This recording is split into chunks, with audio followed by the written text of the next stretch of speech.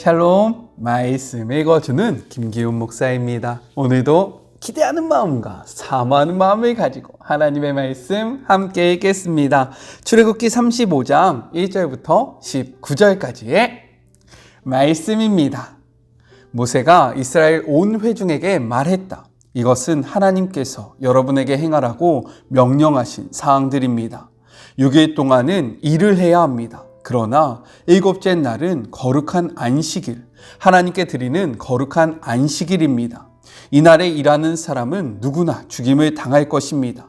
안식일에 여러분은 집에서 불을 피워서는 안 됩니다. 모세가 이스라엘 온 회중에게 말했다. 이것은 하나님께서 명령하신 것입니다. 여러분 가운데서 하나님을 위한 예물을 모으겠습니다. 사람이 하나님께 예물을 드리고 싶어 하는 것이면 무엇이든 하나님을 위해 받겠습니다.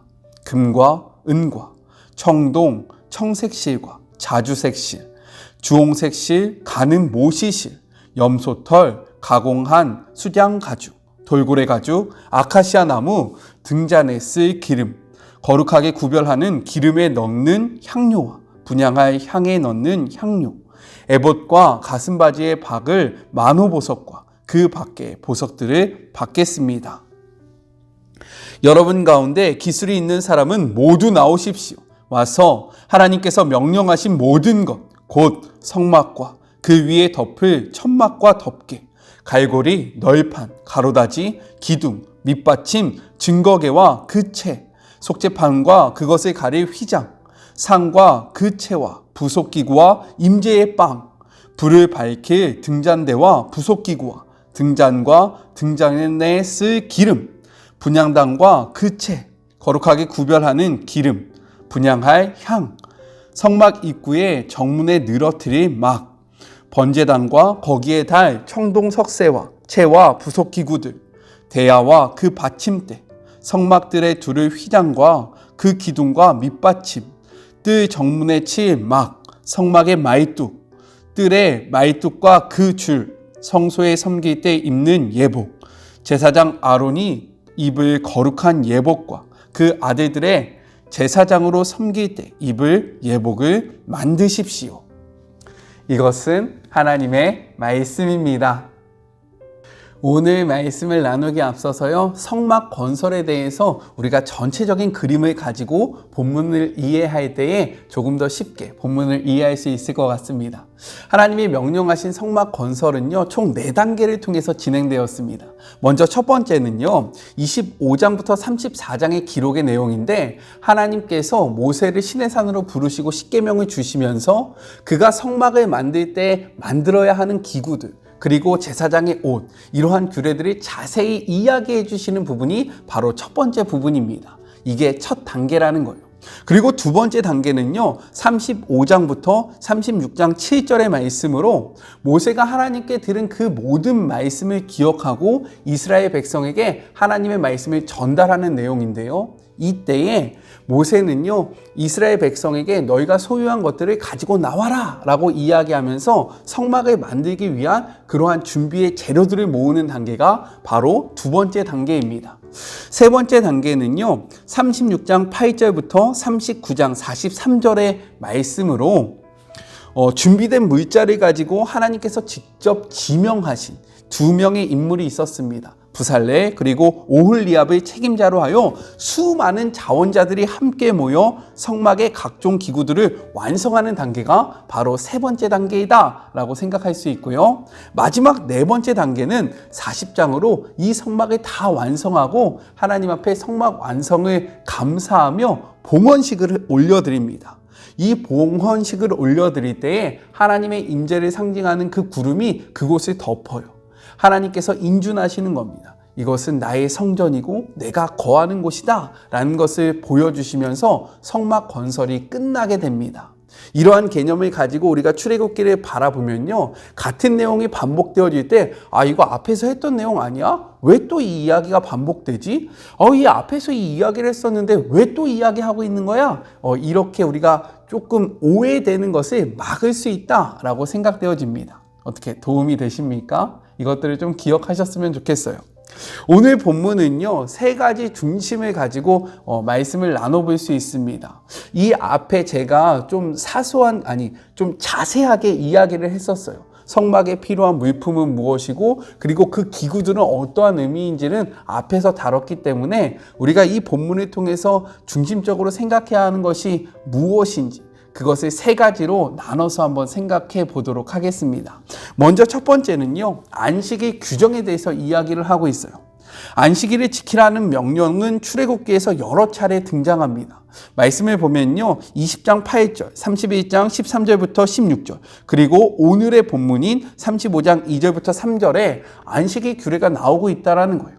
하나님은 여러 차례 안식일에 대해서 이야기하는데 왜 오늘 또 안식일에 대해서 이야기를 하고 있을까? 그리고 오늘은 어떠한 부분입니까? 모세가 이스라엘 백성에게 하나님께 들은 그 모든 명령을 하는 중요한 시점이잖아요. 성막을 어떻게 만들어야 하는지, 무엇을 준비해야 되는지 알려주는 이 중요한 타이밍에 앞서서 모세는요, 안식일 규정을 먼저 이야기하고 있다는 거예요. 그리고 나서 성막에 필요한 그러한 물자들이 무엇인지를 나열하고 있습니다. 왜 이렇게 이야기를 하고 있는가? 우리는 생각을 해봐야 된다는 거예요. 그 이유는 무엇이냐? 성막을 건설할 때에도 안식일에는 성막 건설을 중단해야 한다는 강력한 경고가 담겨져 있다는 거예요. 성막이 나타내는 것이 무엇입니까? 하나님의 임재예요. 하나님이 우리와 함께 하신다. 이스라엘 백성에게 이것보다 중요한 것이 어디 있겠습니까? 그렇기 때문에 이들은요, 하루빨리 성막이 완성되는 것을 소망했을 거예요. 우리가 이러한 성막을 만들 때 하나님의 임재가 우리와 함께 하는구나 라는 것들을 기대할 것입니다. 그런데요, 하나님은 그것들을 멈추고 있다는 거예요. 무엇 앞에? 하나님의 말씀 앞에. 이를 통해서 우리가 생각할 것이 있습니다. 무엇이냐면, 아무리 선한 목적이라 할지라도 하나님의 말씀에 순종하지 않으며 목적을 이루는 것이 옳지 못하다라는 것을 보여주고 있는 거예요. 성경의 기록을 보면요, 하나님의 때와 하나님의 방법을 기다리지 않고 인간적인 생각과 인간적인 방법으로 나아갈 때 우리는 언제나 샬롬을 잃게 됨을 찾아볼 수 있습니다. 그렇기 때문에 모세는요, 오늘 3절에 이렇게 이야기를 하는 거예요. 3절 말씀 같이 한번 읽어보겠습니다. 안식일에는 너희의 모든 처소에서 불도 피우지 말지니라.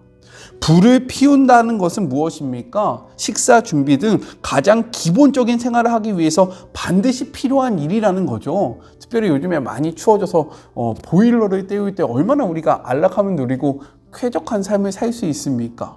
이렇듯 불은 우리의 삶 속에 매우 중요한 요소라는 거예요.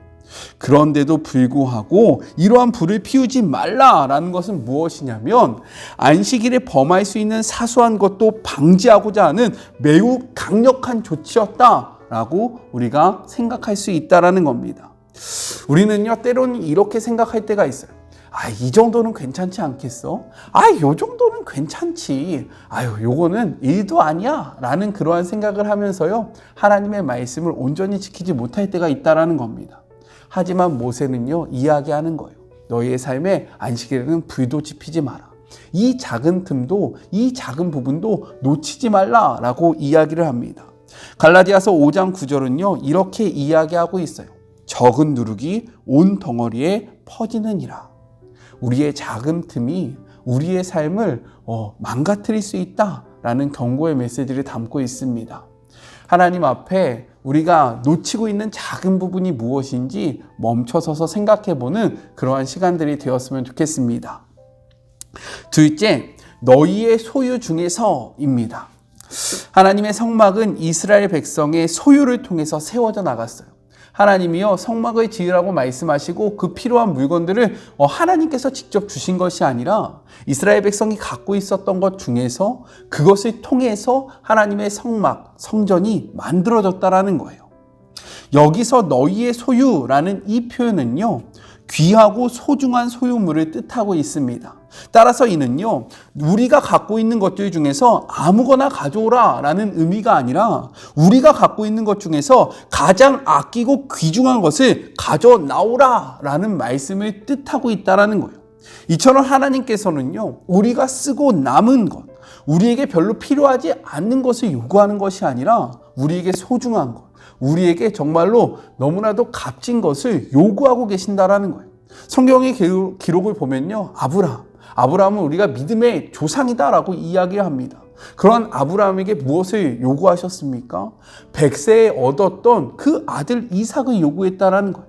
그 아브라함에게 가장 귀했던 이삭을 요구합니다. 왜 그랬을까요? 하나님이 무엇인가 부족하기 때문에 자신의 부족함을 우리의 필요를 통해서 채우시고자 이러한 요구를 하시는 겁니까? 절대로 그렇지 않다라는 거예요. 하나님의 마음은 무엇이냐? 우리 말씀을 먼저 한번 읽어볼게요. 마태복음 6장 21절입니다. 내 보물이 있는 곳에 내 마음도 있느니라. 하나님은요, 우리의 소중한 것을 요구하시면서 네가 진짜 나를 사랑하냐? 너에게 진짜 내가 소중하냐? 너에게 진짜 내가 귀하냐? 라는 그러한 것을 확인하고 싶으시다라는 거예요. 우리의 마음이 어디에 있는지 다시 한번 이 말씀 앞에 멈춰서서 생각해 보시는 그런 복된 하루가 되었으면 좋겠습니다. 마지막 셋째입니다. 마음에 원하는 자, 마음이 지혜로운 자에 대해서 이야기를 하고 있어요.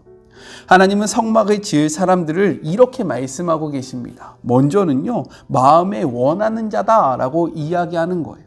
말씀을 같이 한번 읽어보죠. 고린도후서 9장 7절의 말씀. 각각 그 마음에 정한 대로 할 것이요 인색함이나 억지로 하지 말지니 하나님은 즐겨내는 자를 사랑하시느니라.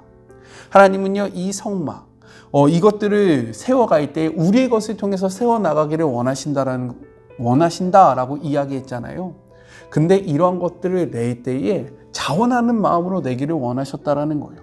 누군가가 억지로 너 이거 안 해? 너 그러면 열대 맞을 거야. 너 이거 안 해? 너 그러면 혼날 거야. 이렇게 강요에 의해서 억지로 하는 것이 아니라 기쁨으로 자원하는 마음으로 하기를 소망하셨다라는 거예요. 왜 그러냐면 자원한다는 것은 무엇입니까? 그 대상을 사랑한다라는 증거입니다. 우리가 누군가를 사랑할 때 모든 것들을 다 주고 싶잖아요. 누군가를 정말로 사랑하게 되면 내 안에 있는 모든 것들을 다 주고 싶어 하잖아요. 하나님은 이러한 사랑을 우리에게 요구하신다라는 거예요. 억지로 하게 할 수 있고 누군가의 그러한 권유에 의해서 어떠한 상황으로 떠밀려서 할 수도 있지만 하나님이 진짜 기뻐하시는 것은요, 자원하는 마음, 우리가 먼저 하겠습니다 하는 이러한 헌신을 기뻐하신다라는 겁니다. 연말이 되어가고 있습니다. 내년을 기획해야 돼요. 교회를 운영하기 위해서는요, 하나님 나라를 세우기 위해서는요, 이러한 성막을 만들기 위해서는요, 사람이 필요하다라는 거예요. 그런데 이러한 사람 중에서 하나님이 기뻐하시는 자는 누구이냐? 주님, 제가 여기 있습니다. 제가 하겠습니다. 이렇게 자원하는 사람을 하나님이 기뻐하시고요, 하나님이 원하신다라는 사실을 기억하시면서 내가 어떻게 하나님 나라를 위해서 동참할 수 있을까 고민하시고 먼저 이야기하시는 우리 사랑하는 청년들, 그리고 주의 모든 자녀들이 되었으면 좋겠습니다. 다음으로는요, 마음이 지혜로운 자입니다.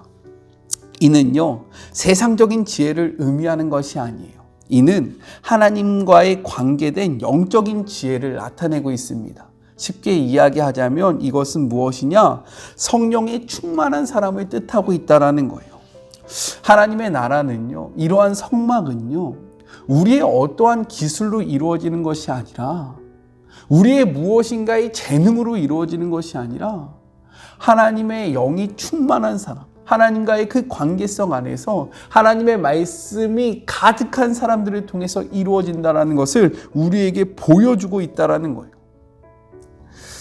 우리는요, 교회를 세워나갈 때 어떤 사람들을 먼저 생각하냐면 재능이 있는 자, 똑똑한 사람, 아니면 인간관계가 좋은 사람들, 이런 사람들을 교회의 리더로 세우고요, 교회의 지도자로 삼습니다. 하지만 하나님은 무엇이라고 이야기하냐면요, 너희의 마음에 지혜가 있는 자, 즉 하나님의 말씀이 있는 자, 하나님의 성령이 있는 자가 나의 그러한 나라를 세워갈 것이다 라고 말씀하고 계신다라는 거예요. 그렇기에 성령 충만을 구하시는 하루가 되었으면 좋겠습니다. 말씀을 보면요, 이렇게 기록되어 있어요. 사도행전 13장 52절. 제자들은 기쁨과 성령이 충만함이라. 오늘 하루 우리도 기쁨과 성령이 충만하여 힘있게 하나님의 나라를 세워가는 그런 복된 시간이 되었으면 좋겠습니다. 우리 같이 기도할까요? 하나님 감사합니다. 하나님의 성전, 성막을 세울 때에 아무것도 아닌 우리를 사용하여 주심에 감사합니다. 우리의 것을 통하여 하나님의 나라를 세워가심에 감사합니다.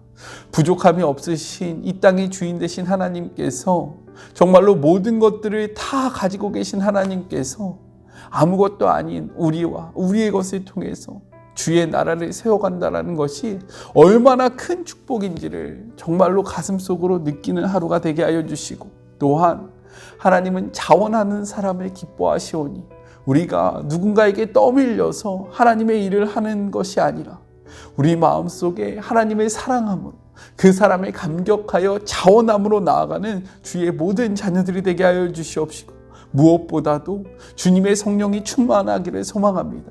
우리의 힘과 능으로 하는 것이 아니라 주님의 힘과 주님의 능으로 하기를 소원하오니, 주님의 성령, 주님께서 약속하신 그 성령님을 우리의 삶 속에 보내주시옵소서. 함께 하실 주님을 기대하며 거룩하신 예수님의 이름으로 기도드립니다. 아멘. 하나님을 사랑하는 마음으로 자원하는 우리 모두가 되었으면 좋겠습니다. 저는요, 또 내일 만나도록 할게요. 사랑하고 주님의 이름으로 축복하면서 오늘 하루도 힘내세요. 우리 내일 만나요. 안녕. 오늘도 수고하셨습니다.